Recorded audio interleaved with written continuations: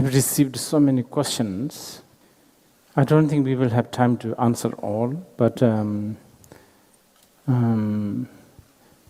maybe few. So let's begin with a few questions today. I saw you eating pinlang. Can Buddhists eat pinlang? This is actually a very, very important question. This is, I think, what I was talking yesterday. Buddhism, well, basically, this is something to do with Buddhism being hijacked by culture. Oh, there's a pinlang. Okay. This is inevitable, though.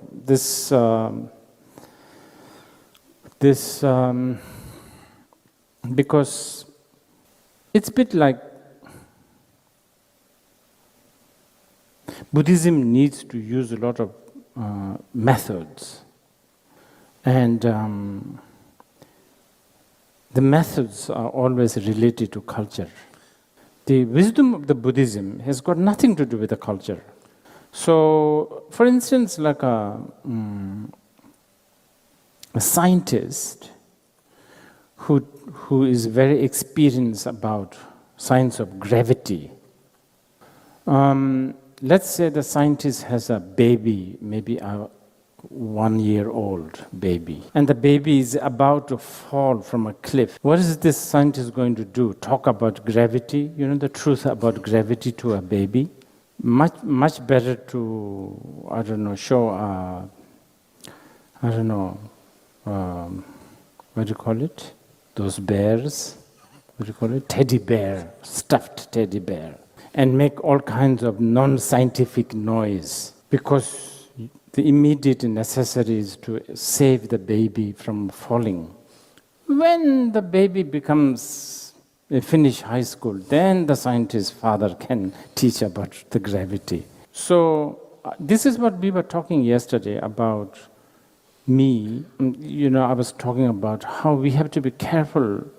Like many people think being Buddhist means something to do with being a good human or a good person.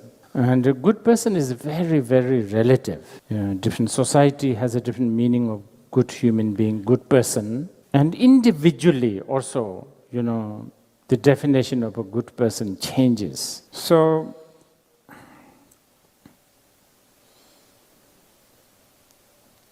I think a Buddhist should not eat pinang is a bit like stuffed teddy bear. For some it works. Obviously, for others it doesn't work.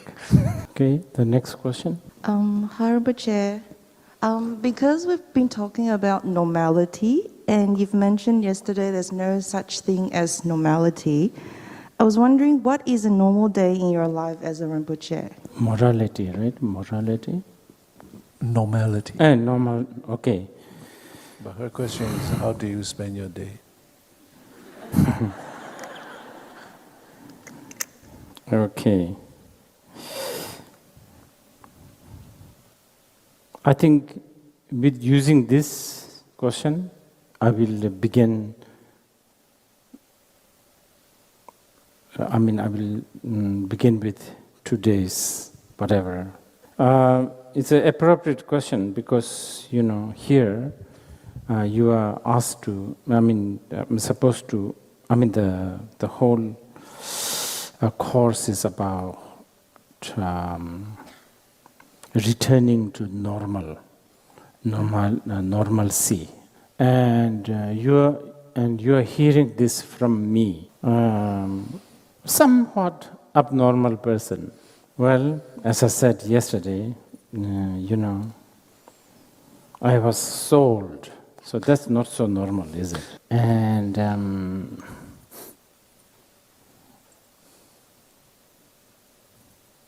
probably many of you are a little jaded, but so you don't really you don't relate to me with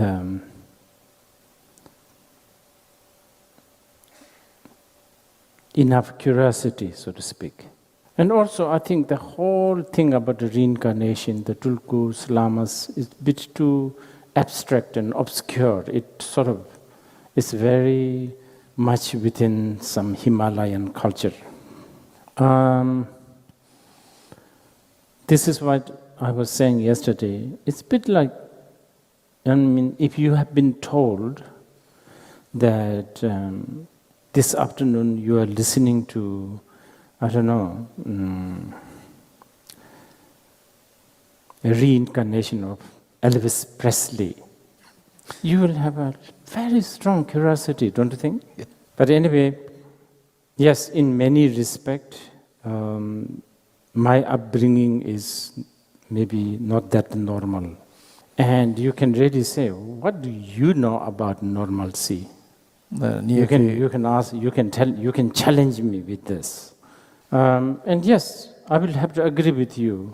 Yes, many of people like me, people like myself, probably we don't really know about the normalcy, the normalcy, as in the mundane world.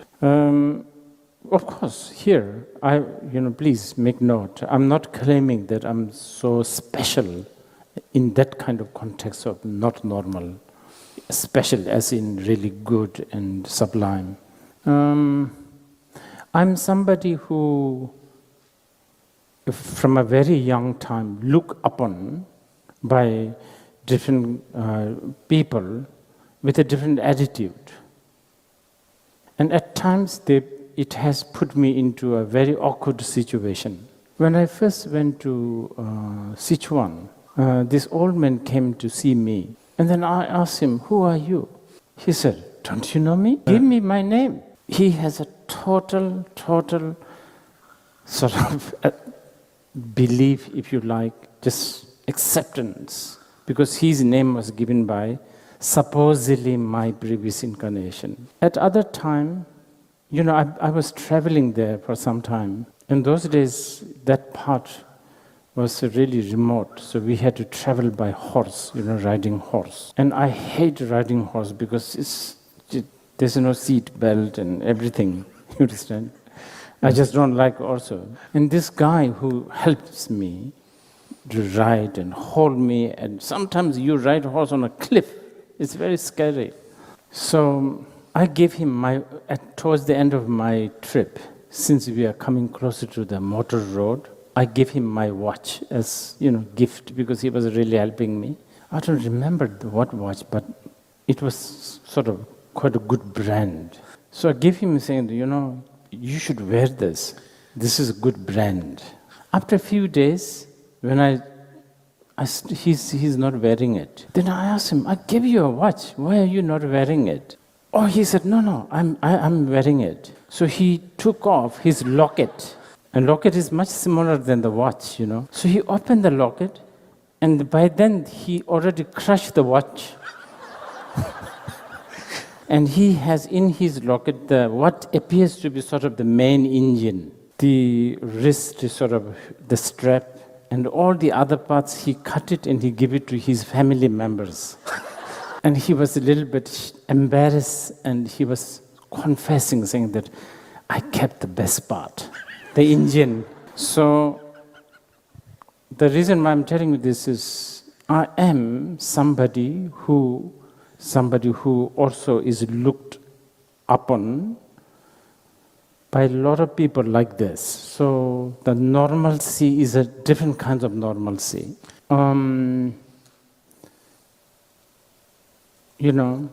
I was telling yesterday, for one normalcy for one person is a chaos for another. I think I sometimes consider I'm not too corrupted. I think I have quite a good opportunity, because this is a kind of there's a lot of chance to sort of hoodwink or swindle or, cheat people with this kind of thing going on. This is also because of conditioning. The conditioning of my teachers, a lot of teachers, very, very strict ones. Some of them relentlessly scolding me, "Who do you think you are? Don't you dare smear the name of the great being and the lineage." For instance, Jabjitin Kuchen Rinpoche, he said, my most important advice for you is that you should pray to Chenzi Chogilodo, who is supposedly previous incarnation, by the way, for those who are new to this, to live up to his name, to really carry on his vision, so on and so forth. It's not always very rosy, by the way. I was telling you earlier, or the watch and all. Not most of the time is not rosy and very,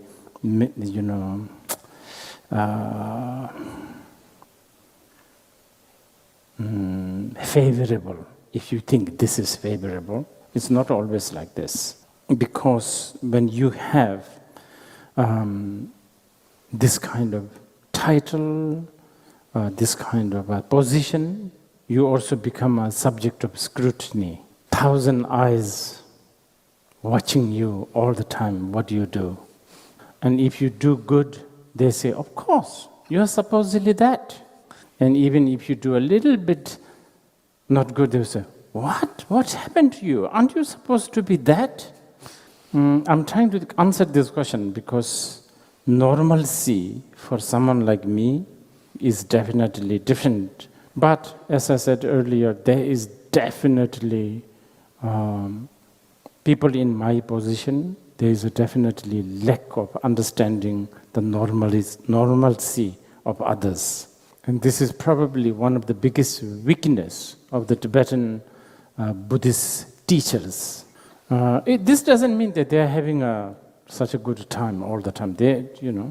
It's a very, very tough job. It's very boring, it's very lonely, it's very taxing, it's very, and there's a lot of, you have to always be careful, always be careful.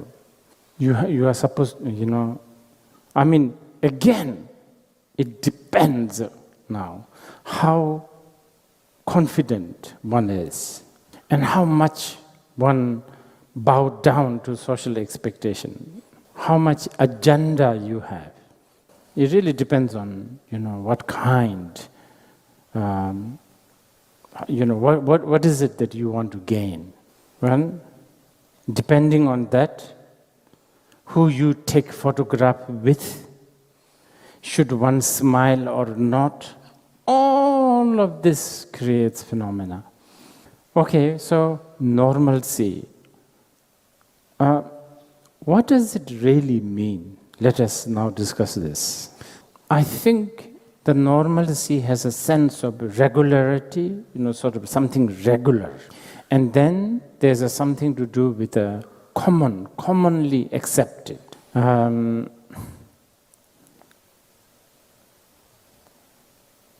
I think that too, and okay, maybe you can also interpret the normalcy with the connotation of typical day.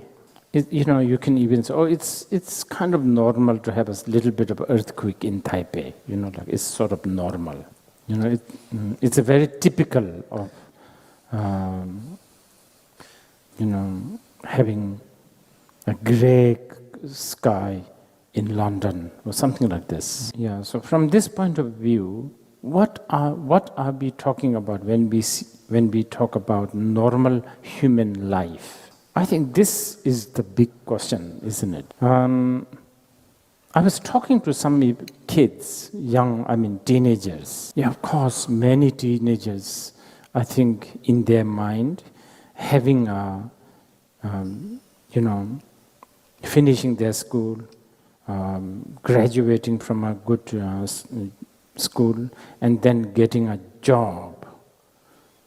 These are normal, but that's what they think. But as I said yesterday, these are how they have been taught. They have been conditioned to think this.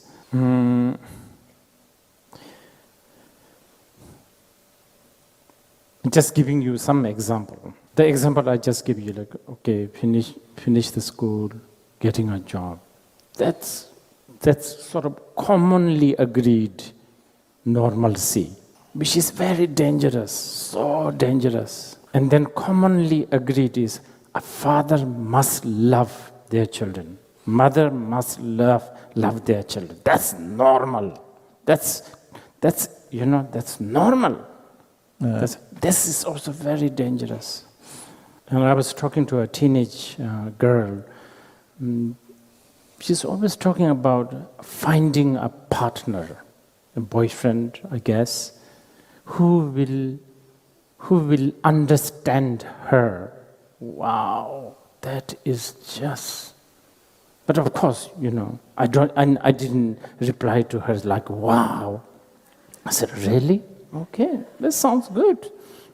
I understand this. This is how I have to say. This is the normal way of reacting. I can't be talking to a 15-year-old girl when she said, she really wished to have somebody who really understands her. Now, I can't sort of reply to her as a Buddhist philosopher saying, oh, understand you, but you keep on changing morning, night, day, how do I catch up? How do somebody catch up? You can't say these things. Until recently, I thought this dilemma of thinking that family, father, mother, guarantee, it's a normal that they love their children. Until recently, I thought,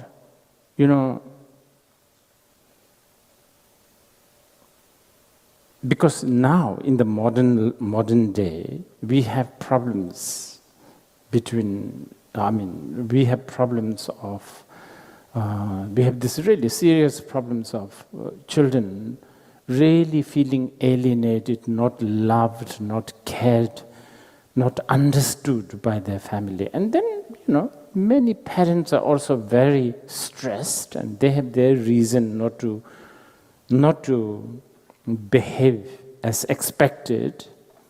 I'm sorry, I'm jumping, but yesterday I talked about just watch this moment for 10 seconds, 20 seconds. Please, you must do this. Those, even maybe you are a 15-year-old boy or a girl who's looking for this perfect person, at that time, do this. I think this will help a lot. Anyway, I was saying this family tension, family stress is definitely very, very prevailing and one of the domineering sort of pain and anxiety and suffering in very, very developed countries. But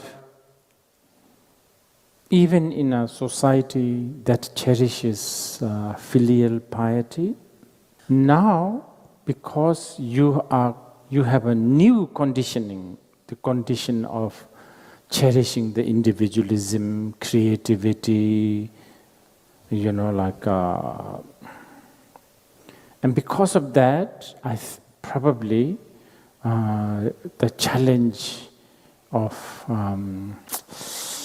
tension between children and parents seems to be becoming even more so, because I think I've noticed this with my Chinese friends, with the children and the parents.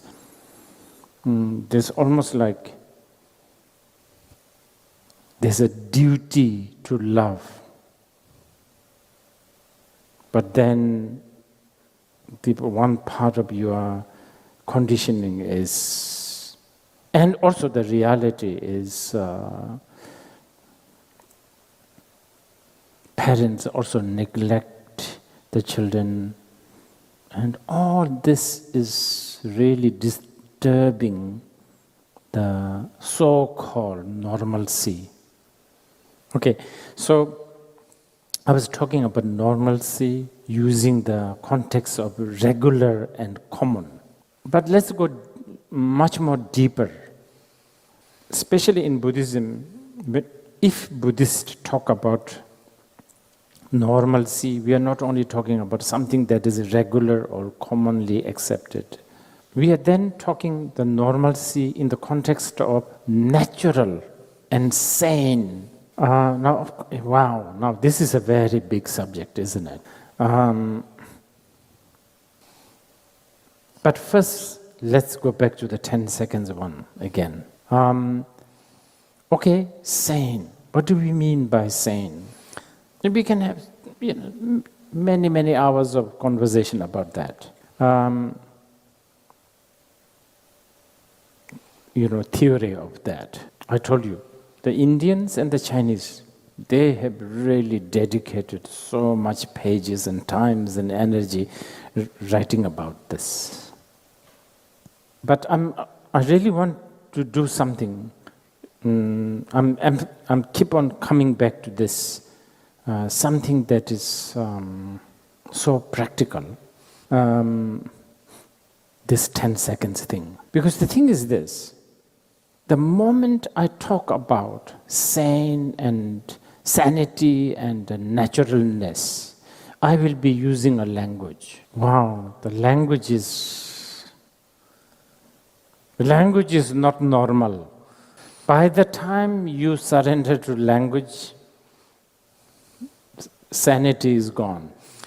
So among these questions, there was a question about what is mind. We will come back to this. It's almost like I'm telling you, I'm answering you to the question, what is mind? I'm saying you, why don't you find out? Don't label it. Definitely do not judge. Just watch. Even this word watch, for now, for the sake of conversation between you and me, I'm using it. Actually, even the watch, the word is too corrupted. You see, in order to lit this, we need the light. But in order to lit that bulb, we don't need other light. So in order to know something, like a pinnang, I need mind. In order to know mind, actually you don't need another mind. Mind is what the Buddhists, okay, now again I'm coming up with the languages. Sorry, but we have no choice. That's why there's amazing stories of the great bodhisattvas of the past and the ancient, like great masters keeping quiet. I know, it's gone forever for you guys. For you guys, this image of mountain, like a, what is it, Huashan? And a small hut somewhere, and just alone, this only exists in the living room in the form of painting. This kind of style of isolation was working 2005. This kind of style of isolation existed 1,000 years ago, 3,000, maybe 3,000. Today, in year 2020, we need to have different kind of mountain and different kind of isolation. So, the best way is really, for 10 seconds, do not label, do not judge, just be aware.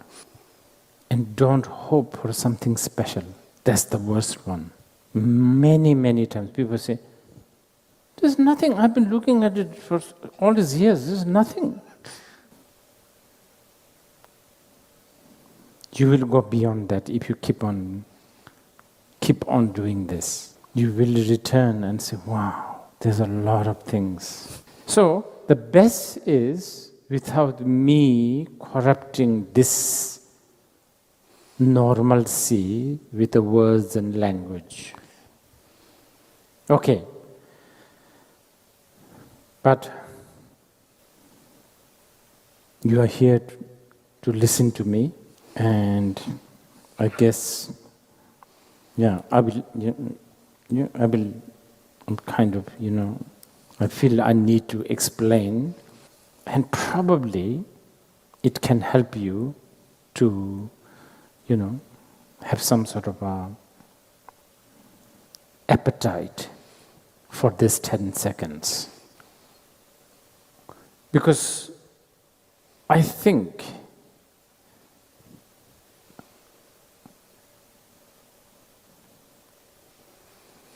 okay, here I'm the merchant of the 10 second.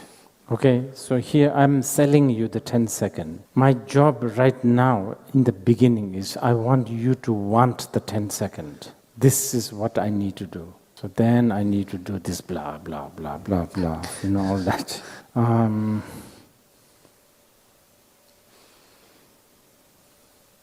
Yes, please, especially the young people, please want this 10 seconds. And you can, you don't have to do this, like in a temple. I forgot the place now again. You can do right in front of Warner village. You can do in the busy market, whatever. And you should do, sometimes you can make a big deal out of this. Whatever helps you to appreciate this, long for this, whatever it takes you. Sometimes it also helps by not making it into a big deal. Just do it whenever. You could be social media addicted person, and probably you are type of people who really sort of aware that it's not a good thing to be social, to be addicted to, social medias, because you realize that it really just wastes so much of your time. But addiction, habit addictions, you can't help it. You just do it. I have realized this myself. I was telling recently to people, when I go to toilet, now, the shit doesn't seem to come out if I don't have the phone with me. It has become an algorithm now. This is what the addiction does. When you are engaged with your, socializing, you can do the 10 seconds. And I'm not even asking you to sort of, okay, you are typing, and then suddenly you remember what I just said, to do the 10 seconds. I'm not saying to stop and 10 seconds. I'm not even saying this. I'm saying that while you are chatting, just 10 seconds of, this is what's happening now. I think initially you will begin to laugh at yourself. Being able to laugh at yourself is a good thing. You are not occupied, you are not engaged, you are not obsessed. Lack of obsession, all this will begin to sort of come in. Okay, now, I keep on going to different places. Let's come back to the normal state. What is it when we talk about normal state? Sanity. So here, what kind of sanity are we talking about? Actually, it is not a mystery. It's not a myth at all. It is so blatantly here and now. You are living with it. You are always with it, actually, but you are just not taking advantage of it. Unless you are table, then we have no conversation. You have a feeling, you remember, you are the person who wishes to have this and that, you have insecurity, so which means that you have something called mind. Okay, so now,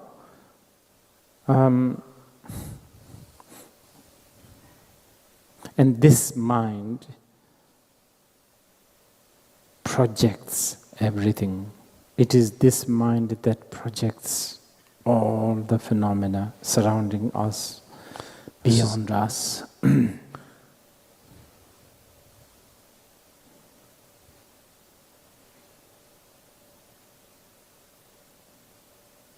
It's a bit like the projector. If the projector is smashed, instantly 100,000 projection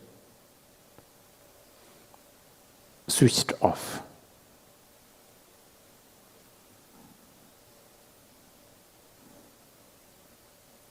So there's the projector, the mind. Okay, now I'm beginning to talk about the theory. And everything what I say here, even though I may be putting the order in a different way and also sometimes use a different jargon or different idiom, it's all classic Buddhist teachings, nothing I have invented. Okay, so you have the projector, the mind, and the projection, the whole phenomena. Sorry, I need to say this, even though it's very intellectual, just this bit. For Buddhism, many times the projector and the projection are the same thing. Or if to make it more comprehensible, they are one but a different aspect. So this is why in Buddhism they never believe in independent object from subject. Okay, I'm not going to go there, too academic, too intellectual. For now, let us talk a little bit about the projection, the phenomena. So, this is what I have been doing in the past few months. I've been visiting the Buddha's teachings of three characters. I know that in the past, in Taiwan, I did talk quite extensively on Four Seal. They're very, very close. So, when you read the Buddhist sutras, classic Buddhist sutras, and I'm sure it is in the Chinese, classic sutras, there's so many beautiful expressions. Okay, one in Tibetan is Dempa Tong, which means seeing the truth. Usually in the sutras there's like the story, so and so came to the Buddha, or Buddha went to so and so's house, he had the lunch, and then Buddha gave him a call, teachings, and then this person saw the truth. It's a very, very, very important expression, actually. These are the expressions that's not emphasized enough. Because this is why I was saying yesterday that only much later, so strangely, people put Buddhism into the category of religion. It's just so unfortunate. So the words like enlightenment is actually not so good. Not so good. I think it's words like enlightenment that really made Buddhism look like a religion. If you are an astrophysicist, you suddenly discover another planet, Dempa Tong, so another truth, a layer of truth. Or you are a scientist who sees the law of gravity. That is the Dempa Tong, seeing the truth. There's another expression I have to tell you, Chue Namla Mig Dulme, which means there is no. Dul is sometimes dust or veil or obstruction. There is no more dust or obstructions or a veil between you and the phenomena. What a beautiful expression. Seeing the truth, basically. So,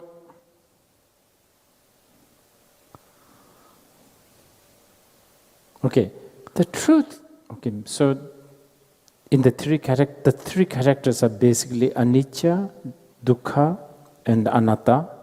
Anicca is the ever-changing uncertainty, and anatta, dukkha, which is, I think, Pali people translate as unsatisfactoriness, and anatta, no self or selflessness. Now, this, character. Character. When we say, "Oh, his character is like this," you understand? We always talk about character as a what he or she is, or what character.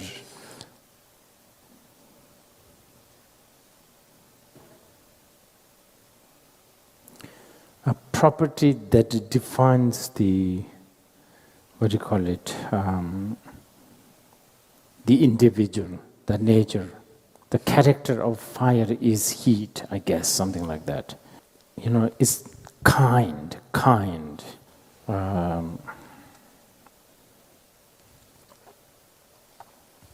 Yeah, okay, so